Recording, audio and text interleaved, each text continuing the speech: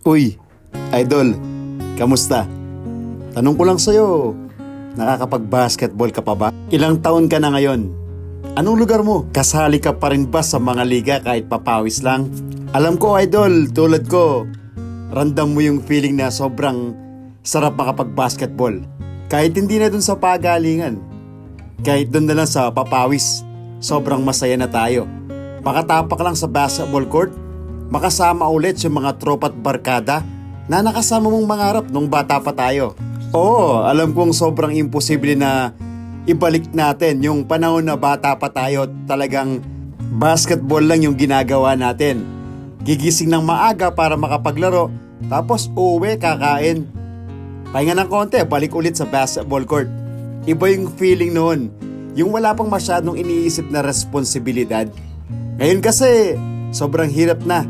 Nang dahil sa sobrang daming ginagawa at responsibilidad, nahihirapan na tayong magpakondisyon. Kaya pag nagkaroon ng konting oras at pwedeng mag-basketball, yung konting oras na yun sobrang saya nun. Pagpunta mo sa basketball court, makikita mo ulit yung mga kaibigan at kumpare. Kahit simpleng papawis liga lang, napakasarap sa pakiramdam. Kahit papano, nakakalimutan natin yung mga problema natin sa buhay. Kahit papano, nagiging masaya tayo. At kahit papano, nagkakaroon ng banding, yung dating samahan. Yung samahan na walang katulad. Turingan na magkakapatid. Lagi ko ang sinasabi na one of the best place to forget every problem is basketball court. Oo, may kanya-kanya na tayong ginagawa. Yung mga iba sa atin, may mga pamilya na, may mga anak na kailangan ng suportahan. Yung iba sa atin, nasa abroad at kailangan magsikap para sa pamilya. Grabe dati mas priority natin yung basketball. Wala tayong ginagawa kundi maglaro at magsaya. Ngayon kasi hindi na pwede. Kasi gusto man nating araw-arawin ng basketball, hindi na pwede. Kasi kailangan na nating hunahin yung pamilya natin. Pero, di ba? Randam mo ko, idol. Iba talaga yung feeling pag nakakapag-basketball tayo.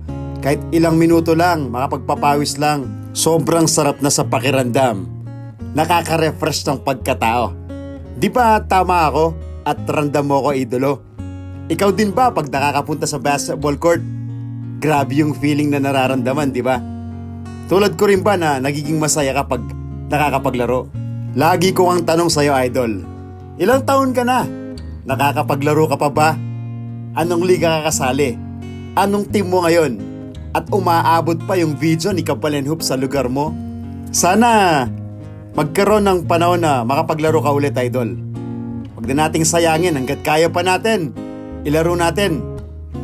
Kasi darating yung panahon talaga na hindi na natin kakayanin. Gusto man ng isip at utak natin na maglaro. Pero yung katawan, unti-unti nang susuko yan.